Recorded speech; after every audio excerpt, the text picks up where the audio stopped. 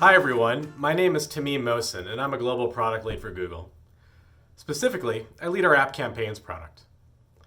App Campaigns from Google help you promote your iOS or Android app on Google Search, YouTube, Play, and more. App Campaigns from Google uses machine learning technology to optimize your ads and help you reach the audience that's most interested in apps like yours. Oftentimes when people think of mobile apps, they think of games. They think of games they play while commuting, before going to bed, or honestly even at work. However, many of the biggest and most successful apps in the world have actually nothing to do with games. Many of the most successful apps in the world are for companies and businesses that you drive to or walk to monthly or even daily.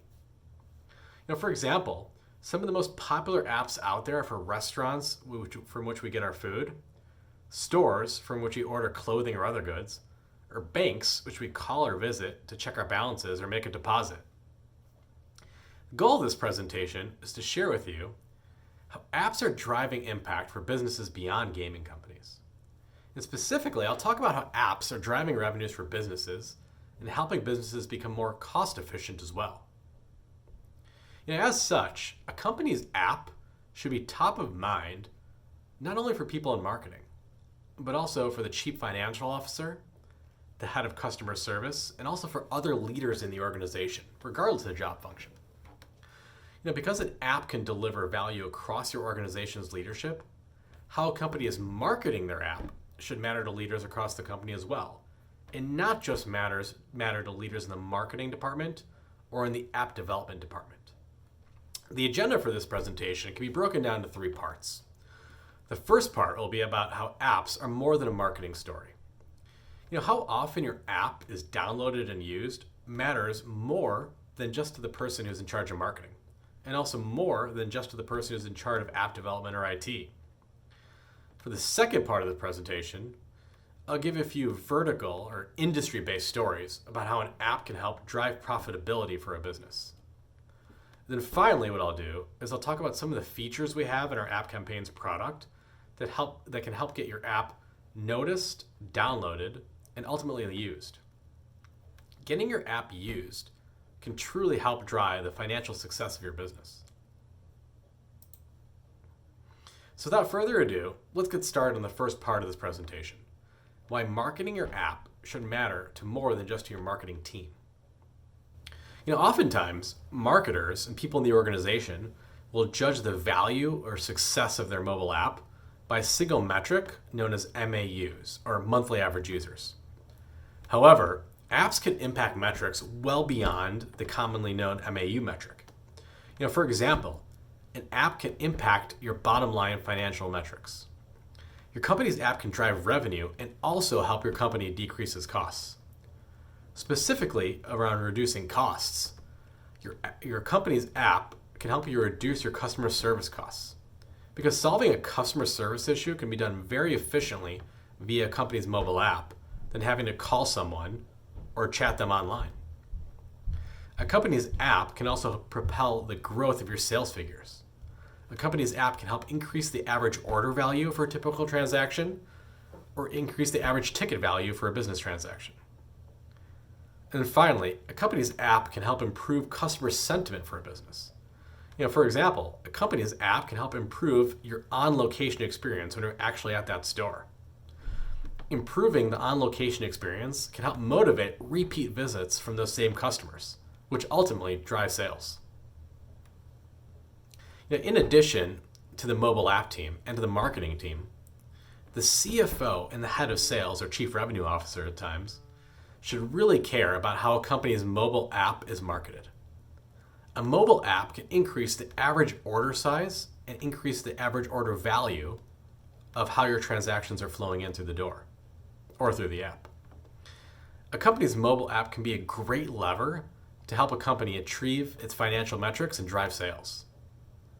In fact, we saw a Mexican food restaurant saw that its app orders actually had a 20% higher ticket value than in-store orders.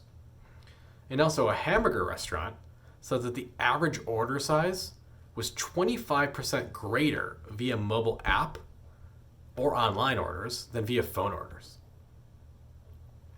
Larger order values and larger ticket sizes are something that the CFO and the head of sales absolutely want, hands down. A company's mobile app can absolutely help drive revenue for the company. Apps matter so much more than MAUs and monthly average user count. How your company's app is advertised should not only be part of marketing's agenda, but also part of the CFO's agenda as well. So in addition to the head of sales and the CFO, the COO, or the chief operating officer, and a company's individual franchise owners should care about how the app is marketed for the company. Many restaurants and coffee shops actually use their app to enable customers to order food and coffee ahead of time.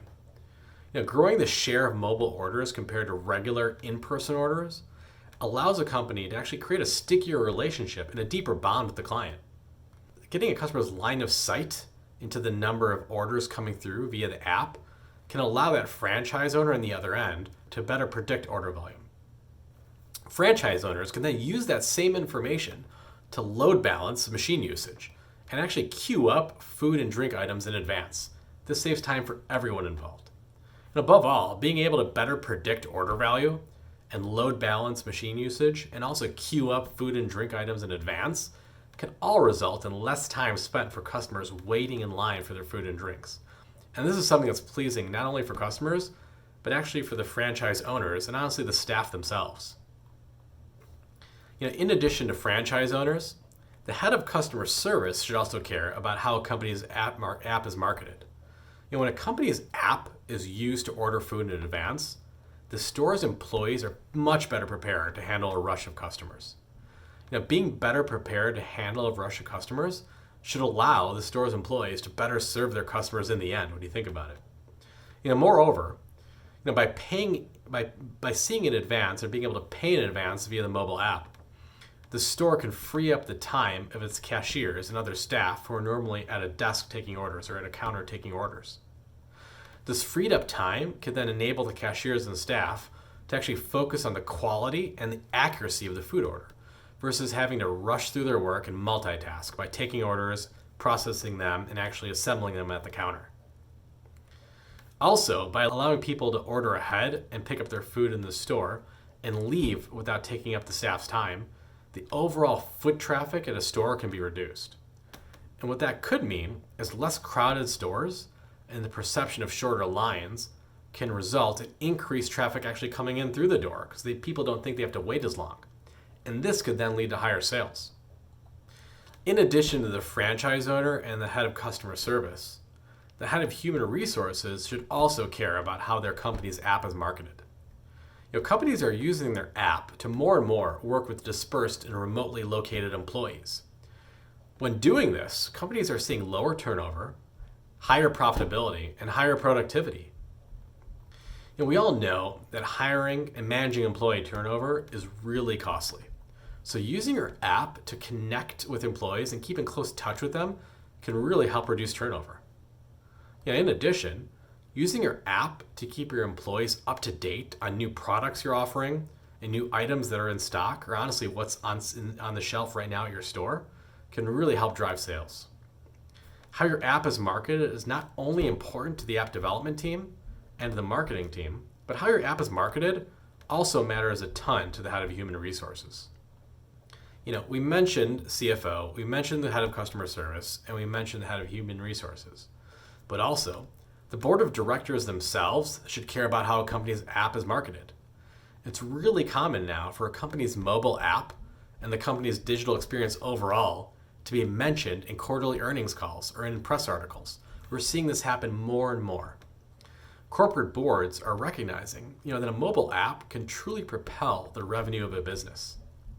If you think about it right now, some of the most valuable companies, whether public or private, are actually app-first companies. So far in this presentation, I talked about how the different leaders in a business should care about a company's mobile app and how it's marketed. Next, I'm going to move on to sharing examples of how mobile apps have helped companies in a variety of industries. A company can use its mobile app to reduce the costs involved with addressing customer service questions.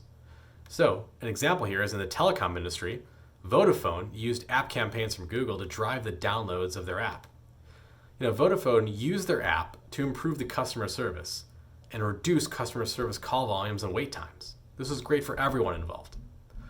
Vodafone created a case study with Google on their use of Google's App Campaigns product to promote their app and actually improve the company's business operations. Vodafone actually saw 42% lower call volumes per month and saved 84,000 calls a year and 11,200 hours of call time. Just imagine the costs associated with those metrics and how those costs went away by being able to service customers through a mobile app and digital experience. In the travel industry, hotels are using their mobile app to ease and improve the booking experience and make the check-in process faster for hotels and everyone involved. Hotels are actually seeing that a larger and growing portion of bookings are actually coming through the app than through a website or obviously through phone. In addition, hotels are using the ability to check into your room through the mobile app to actually speed in the check-in process.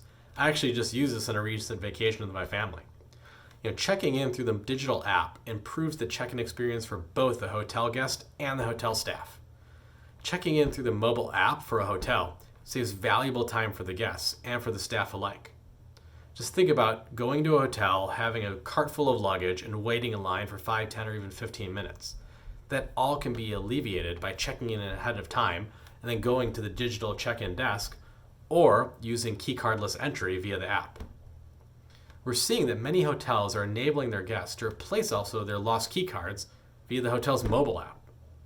Allowing a hotel's guests to check in via the mobile app and also replace a lost key via the mobile app saves a lot of cost and a lot of time for the hotel.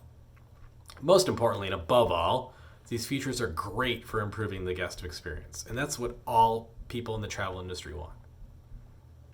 In the finance industry, mobile apps are helping banks drive down costs. Banks are finding that addressing customer service tickets and answering questions or getting the information to a customer via the mobile app versus via an in-person or teletransaction can drive a lot of savings. In addition, getting a client to download and getting a new user app on someone's phone allows that bank to actually create a stronger and stickier bond with its end customer. It really improves that customer relationship that you have.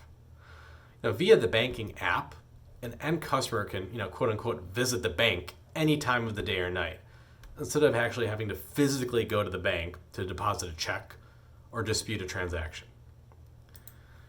Also we're seeing that banks across the globe are using their mobile app to help them improve their cost structures.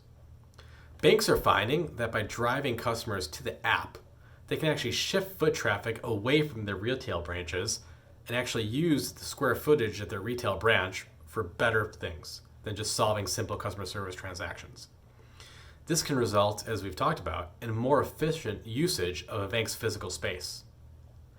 Most importantly, having a great mobile app allows a bank to help their end customers save time, and this could end up in a more favorable sentiment between the customer and his or her banking provider. Mobile apps have been driving increases in customer satisfaction for the quick service restaurant industry too. Just between 2016 and 2018, the volume of mobile orders placed through mobile apps has increased by 130%. And this number is only growing as the years pass on. These stats are really compelling. Ordering through a quick serve restaurant's mobile app is a more favorable method of placing an order according to customers surveyed. And calling back to an earlier slide in this presentation, ordering through an app can increase customer satisfaction, enable employees to be more productive in the store, and improve order accuracy. This also allows employees to better forecast volume and anticipate changes in demand.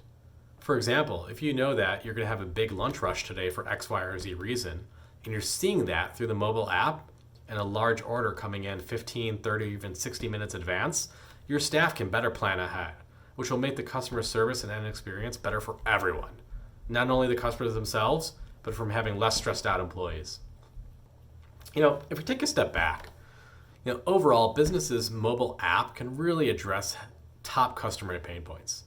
No one likes waiting in long lines to order food and then waiting again in another line to have to pick up your food. This can be solved via quick service restaurant apps, order ahead, and pick up without waiting functionality. This is something that we're seeing really drive the QSR industry going forward. Also, no one likes waiting in long queues at a hotel lobby to check in for their room, or waiting for a long line in order to check out at the end of your stay. No one wants to leave their room early or come back from the beach a half hour ahead of time just so you can get in the checkout line and still make your shuttle back to the airport. That's not optimal for anyone involved.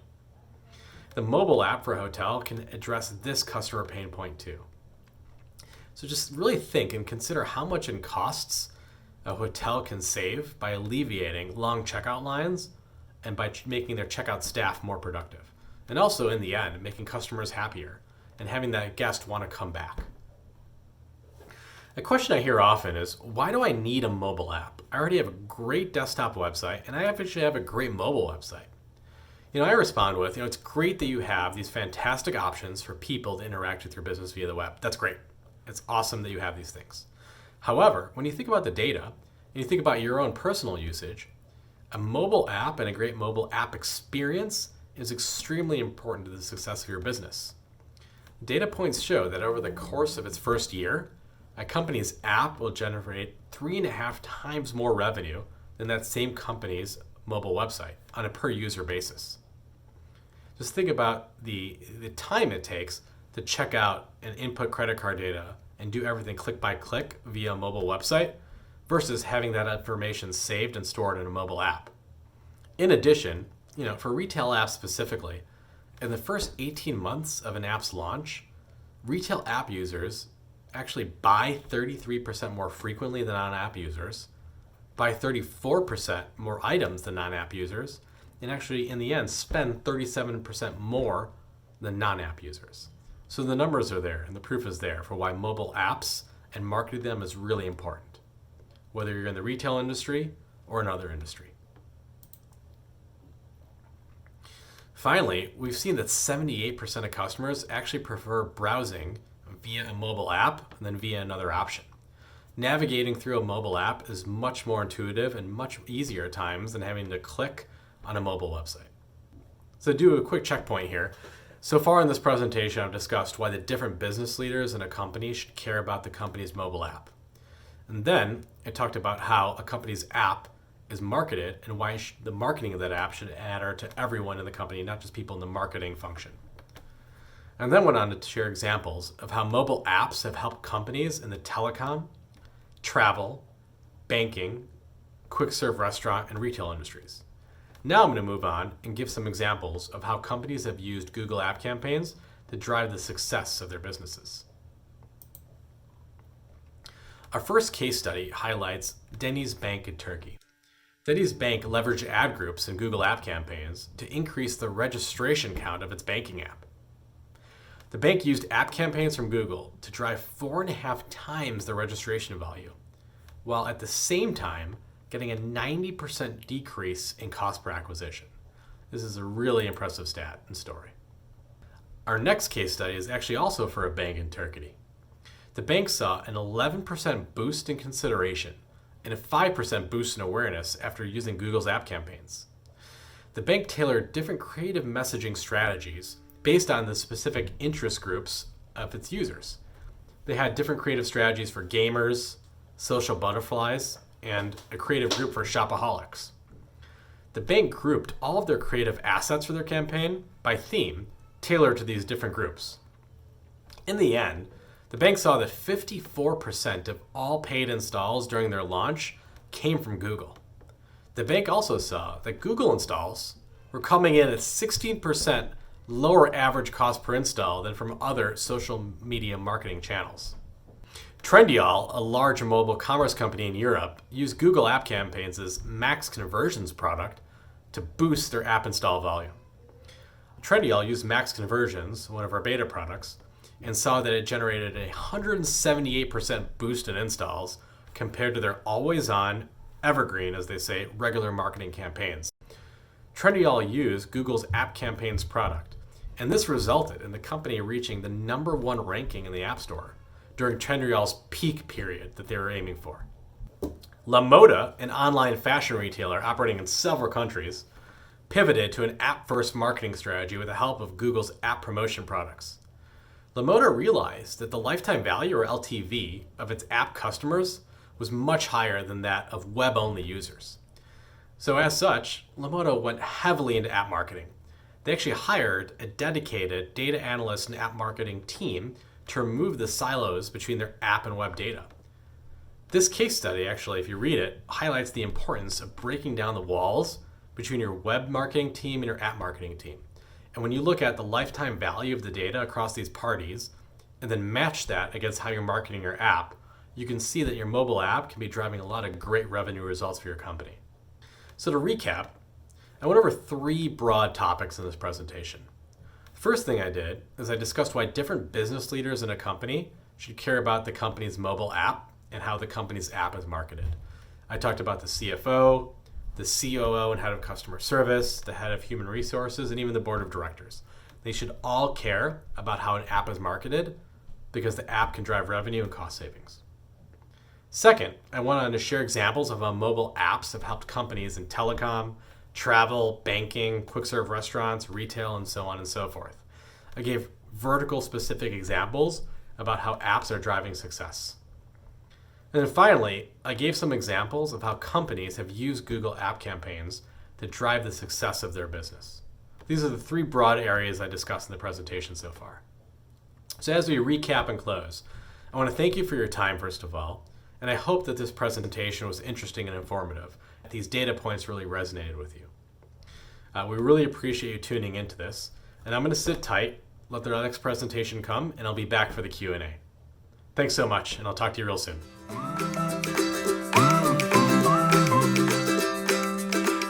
Hi everyone, my name is Chris and I'm a mobile apps manager here at Google, working together with some of the largest app clients in Europe. After hearing a little bit about the business value of app by Tamim just there, I'll be taking a look at how apps integrate into your overall mobile strategy and what solutions Google has to offer for you to achieve your marketing goals. So, let's start by taking a closer look at the relationship between mobile and app. The lines between web and app continue to blur as the mobile journey spans across both web and apps. While people don't have a strong affinity toward one format over the other, apps and mobile sites are both very important as they serve unique needs. On average, a mobile shopping session contains at least 6 visits to an app and/or mobile site. So we can see that it's consistent that people use both apps and mobile sites. On average, 1 in 2 mobile shopping sessions include at least one transition between a mobile site and an app. Web and app work best together. Users are spending more than 87% of all mobile time in apps. And by implementing deep links, for example, which direct your target customer directly into the app instead of the mWeb, you can see improvements in conversion rates by 2x. Mobile marketing teams need to work together to provide consistent and seamless experiences for users to avoid abandonment. Understand exactly why users are switching between platforms so you can solve gaps in experience. Basically, it requires a tandem effort among app and mobile web teams. Take, for example, Annie. She's an outdoor adventurer on the hunt for a new sleeping bag that can handle those winter temperature drops. She runs a search on her smartphone and sees that one of her favorite brands is selling a top-reviewed sleeping bag for 20% off. But when she taps to buy, she's taken to the mobile site instead of the app, where she would have already had her payment and loyalty information saved. She ends up deciding to come back to the page later, as she doesn't have the time right now to complete the checkout, but ends up forgetting about it completely. This is such a common challenge when it comes to user experience, which is why it is so important to have a seamless and strong web and app strategy in place. So, now that we have a bit of context on the user experience and strategy overall, let's take a closer look at Google's app promotion solutions. Do you see this number? That's $6.3 trillion US, which represents the estimated value of transactions in apps by 2021. So there's clearly a lot of momentum in the space. Take McDonald's as an example. Analysts are literally saying, buy McDonald's shares because its mobile deal app usage is surging. McDonald's really understood how to create an effective marketing strategy, which seamlessly integrated with their other promotions and physical stores. So what does this mean? If you have an app, it's time to let everyone know about it. This is why we're looking at Google's app campaigns. Most of the heavy lifting is done for you by the machine learning in the background, which is why they're easy to set up, they're very simple to manage, effective at driving results, and further provide accurate measurements of your success KPIs. The main point to keep in mind is that app campaigns are fully automated solutions that allow you to find users relevant for your business goals across Google's inventory. This means that all your targeting and bidding is 100% driven by machine learning. If we look at targeting, for example, previous campaign types relied on very limited one-dimensional categories such as device, gender, or age, which enabled combinations in the hundreds. With machine learning, you now have hundreds of multi-dimensional signals, which allows the system to create 300+ million combinations and achieve the best possible targeting for you. All you need to select is the campaign goal, input a daily budget, target bid, creatives, and the campaign can start running. So, just hearing that, we know creatives are a key building block in the campaign creation. Let's explore this area a little bit. When setting up your campaign, you can upload your own text, image, and videos, and Google will combine them all into your final ads. Even if you don't have any assets, Google can automatically generate ads from the Play and App Store for you. So you have the best chances of achieving your marketing goals. I keep hearing questions around refreshing creatives, so let me give you a few best practices here. Our recommendations are to refresh creatives every 2 to 3 months. Start with replacing the creatives with low traffic, and you'll find a step-by-step instruction on the Google Ads Help Center for this. Use diverse creatives with different themes, different lengths, or orientations. And finally, upload as many creatives as possible. This will all mitigate the negative effects of creative fatigue and ensure you're set up as strongly as possible. The app campaigns will then go ahead and show your ads across a vast inventory, including Google Search, Google Play, YouTube, Gmail, and AdMob. This will really help you position your message to your target audience wherever they might be browsing the internet. So let's say you want to start your first campaign to advertise your app. Which type should you go for? In general, Google has oriented its entire offering around solving needs at various points in the app lifecycle. The first phase that you'll encounter is pre-launch, where your goal is to test and iterate as much as possible before launching. The key questions you'll be asking are, how can you set up your app for success and even get a head start towards your growth goals? The second phase is your formal launch and early growth, when your goal is to find valuable users and put your foot on the gas pedal. Key questions will center around how you can help users discover your app and how to find the most valuable users. Finally, as your app reaches maturity, you'll turn your focus on driving up the retention and lifetime value of your users. You may ask questions like how to best monetize and grow sustainability, and how to keep users engaged. Let me give you 2 examples. The most basic campaign type would be the installs campaign. Here you optimize towards a target cost per install that you set, and the campaign will drive as many installs as possible at this price within the budget you've set. On the other hand, if you want to target users who not only install your app, but also perform an in-app action, such as a booking, a purchase, or a registration, you can also choose the action campaign. Here you specify how much you're willing to pay for the chosen in-app action, and the campaign will find as many users as possible for this goal within your budget.